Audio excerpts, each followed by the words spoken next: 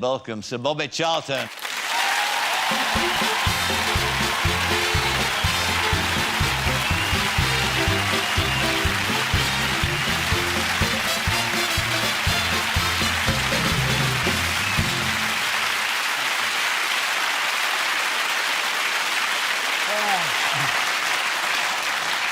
That brought it all back, eh? Well, I was watching behind and I get quite emotional because I never seem to miss. But I just love that. I mean, Michael, you know it. It was at a time when football was different maybe than it is now, and playing at Wembley in the big matches, it was just so exciting. Black and white days, eh? Yeah. It's even more dramatic watching it that way as well. But you're right, it was a difference, and I mean, summed up for you by that great man of football, Matt Busby, that link that there was between the crowd and the player. Yes, of course. Well, he was a marvellous man. Old Trafford now is the most fantastic stadium, beautiful stadium. And Sir Matt Busby started this a long, long time ago. Yeah. He got lots of young players under 16 years of age and put them in the first team, which was unheard of. And went to the United States and went to, I think it was the it was the San Francisco Giants Stadium, and said, when he came back, he said, "We are going to change Manchester United, the ground." He says, "I've seen things that are happening in the United States which will eventually come to Europe, and we have to be first." And we built the new stand. And what you see now is what Matt Busby designed. Of course. Actually, 45 years ago. And the philosophy of football, too, of course, you know, an attacking, pleasing game of football. You know? Absolutely. I mean... My first thought about Matt Busby was when I eventually got into the first team, and he gave his team talk, and he said that we're in Trafford Park, the largest industrial estate in Europe.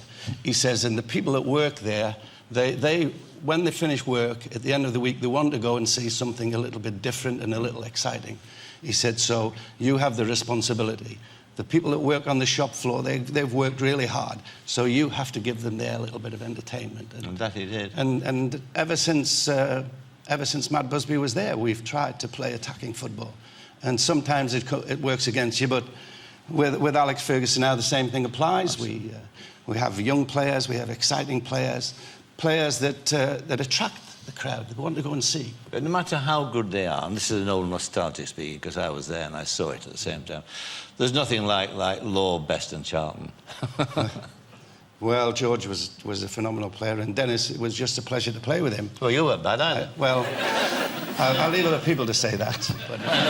But I thought I was okay. You're not better than okay. You're a truly great player. But Dennis and George, I'm very flattered. You know, when people mention the best Lord Charlton era, and I thought, wow, that's me. I'm in there.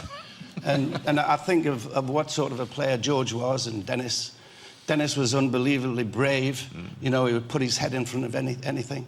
He was sharp, and if the goalkeeper dropped it even a few inches, it was in the back of the net. He was electric, and people used to have to go. You know, thought we must go. Dennis Law was playing, and then when this little lad George Best came on the scene when he was, I think I was about 18 or 19, and George came on as a junior, and the coaches had been saying, Bobby, there's a really good young lad, a great young player in the juniors. He's just coming through, a little lad from Belfast.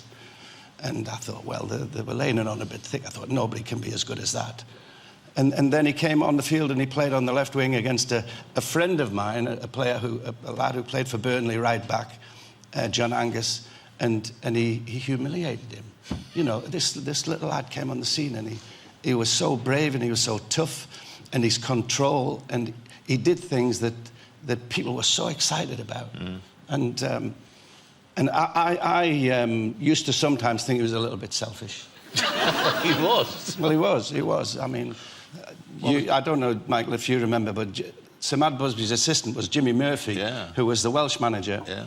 And Jimmy had always told me when I was a professional, he says, this was when I was 15 and I first arrived at Old Trafford, he says, Bobby, he says, if you're now a professional, you can't play for yourself anymore. If one of your players get the ball, you have to give him the option to pass to you. Make it easy for him. It's a team game, this, not an individual game. And I remember this through the whole of my early career. And then when I got to George, George would pick the ball up. My instincts would tell me, go and help him. Go and make yourself available. And I used to do this, and then George would look at me and then go in another direction. Completely. And I got to the stage when I was at the Stretford end, and I had my back to the goals, and George picked the ball up, and I had promised myself the luxury of not falling for it when George picked the ball up. And I'm at the edge of the 18-yard box, and George picks the ball up, and we're playing Nottingham Forest and have a little fullback called Joe Wilson playing for them. Yeah. And Joe's trying to kick him and get him. And George starts weaving and dribbling with the ball apparently tied to his shoelaces. And I'm standing there, and my instincts are wanting to go to help him. But then I looked at the clock, and there was 2 minutes to go, and we were 3 up. And I thought, no, George, you've used me enough. I said, I'm not going to fall for it anymore. And I said this inwardly to myself. And I'm saying to myself, don't you go, stand still. And George starts weaving and dribbling. And I'm saying, stand still, don't you go near him. And George goes across the field and eventually hits the touchline on the other side and weaves his way back. And I'm saying, stand still, don't you go near him. We're all right here with a score. And then he turned in again. And it came so close to me, I couldn't resist it. And I said, George, you greedy little, what a fantastic goal that was.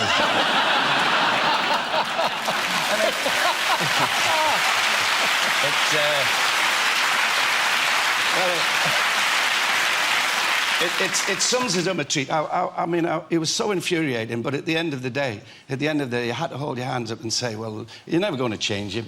You're not going to change him. You might as well sit back and enjoy it. Exactly, and he was that extraordinary, remarkable player. And, of course, very tragically, he'd left Man United when aged 27. Yes. When you think about it, I mean, you see this more clearly than anybody. We didn't see the best of him, did we? No. I mean, in fact, when sometimes you felt like you should criticise him, and maybe he would take some notice of it, but he didn't seem to. But George was George. You know, he just had this phenomenal gift. And unfortunately, he finished very early.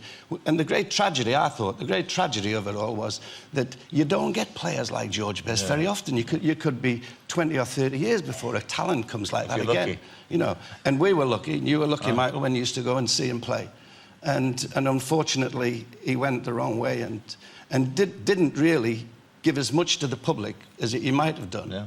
But it's not a criticism. I mean, you know, he would say at the end, I mean, it was a tragedy, you know, we regarded it as that. But George is his death. But George didn't regard it like that. You know, I mean, George said to me a short time before the death, you know, if everything to do again, I'd do the same thing. He told me that. Yeah, he told me. Because you were there, weren't you, on the week that he died? You and Dennis went there to see him. Well, I felt that I had to go.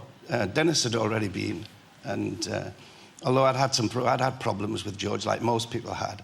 I thought, well, he'd give me so much, you know. I'd had so much pleasure playing with him and playing with Dennis that I thought, well...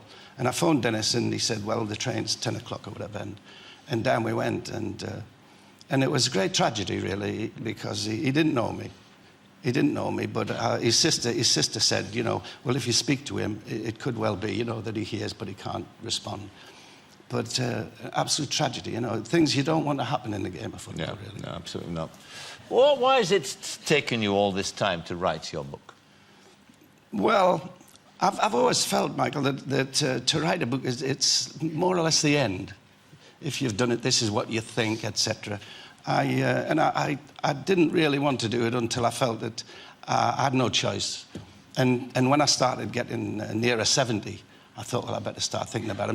My wife, my children, they used to say to me, you know, why don't you do it? Everybody else seems to do it. And I have a marvellous journalist Jim Lawson, who is a fantastic writer. Well, I mean, he helped me unbelievably to actually get my thoughts onto paper, which is also something I really. Well, I mean, the quality of the book isn't guaranteed. I mean, A, in your story, but B, in the quality of the writer you've got working with you, because James Lawton is a fine writer, as good a writer as there is about football anywhere. Yes. So that was a good move.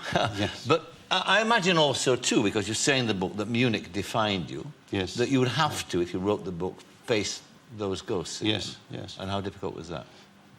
Well, it's not so bad now. It's not so bad now, but there were lots of times when people were saying, you know, why don't you write? You got this fantastic story of what happened to you at Munich and what happened afterwards, and I I felt really that it just wasn't the time, and I thought it was really personal. I didn't want to talk about Munich and offend some of the relatives or some of the friends. And then eventually it got to the stage where almost everybody was asking me to do it. And I thought, well, I better just get this off my chest. And I did, and I felt really better after I'd done it, really. Because, I mean, Manchester United was such an adventure. You know, going to play in Europe, we were going to play places we'd never heard of. We didn't know the players, and there was only one club, Real Madrid, who had Di Stefano and Hento that you really knew. All the others were strange, and it was such an adventure going into Europe that Matt Busby said we have to do it. And even against the wishes of the football league, he went into Europe. He says it's the future. This is what the public want to see. And we went into Europe, and of course on one of the journeys back, the accident happened. But what I was trying to say was that had it not been for the accident, the team itself was so good, and they had so many fantastic players that they probably would have won the European Cup a long time before we did. You say in the book about Duncan Edwards. I saw Duncan play. What a player he was. I mean, if you put him on the market today, I mean, you couldn't put a price on him, could you? No. He was something. But I mean, you say in the book also too that you carried with you for a while a sense of guilt. Well, I think, well, why me? Why am I here with nothing happened to me other than a little gash on the head? And all these other friends, you know, had been killed. It was. I felt this is not fair. Why should it be me? And it took a long time for me to feel good about it, feel better about it, yes, certainly. Yeah.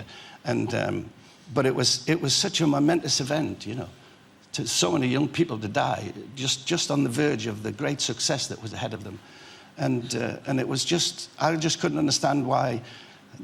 I realised why it was, but it was because the design of the aircraft at that particular time, half the seats were facing forward and half the seats were facing backwards. And all the ones that had the back to the front of the airplane were the ones that survived. Pretty much. Really? Yeah. So you had the back then? Because yeah. But Harry Gregg, Bill Foulkes, they didn't lose any consciousness at all. And they had to go back into the airplane and do things I couldn't possibly have done myself, I don't think. But you walked away from it, didn't you? Well, we walked away, and I couldn't believe it. I couldn't believe it. I was in maybe a little bit of concussion, but at the end of the day, a few days later, when you realised exactly what had happened and the enormity of what had happened, then you start thinking about how lucky you've been. And I was so lucky. Did you have to have any kind of counselling or anything like that? No. You didn't? No. You saw yourself through it, did you? Yeah. I went to the first match. After Munich, I was in there for just short of 2 weeks, I think. And when I came back, they were preparing for the next round of the FA Cup against Sheffield Wednesday. I was there. And I got my uncle Tommy had a car, and my dad and myself, we came down to see the match, because they had told me, you know, just stay away as long as you wish, Bobby. You know, come back when you're ready. And when I got to the match and I saw the effort that were put in by all the young players and Harry Gregg and Bill Foulkes, and I thought, well, what am I doing? There's nothing wrong with me. So I said to Jimmy Murphy, I've got to go back to see the doctor tomorrow, but I'll be back on Friday. And I came back, and the enormity of it is it was left for people to actually make sure that their name remained, you know, the players who died, their name remained. And the ultimate way that you could satisfy everyone, really, was to win the European Cup again for them. Because they'd been trying their best to win it, and we would have won it with them. And, well, it was just momentous, you know, for so many great young players. Well, the book's a fascinating read, it really is, and of a remarkable career. You described it as a miracle, actually, your career in the book, for all kinds of various reasons. So, Bobby Charlton, thank you very much indeed.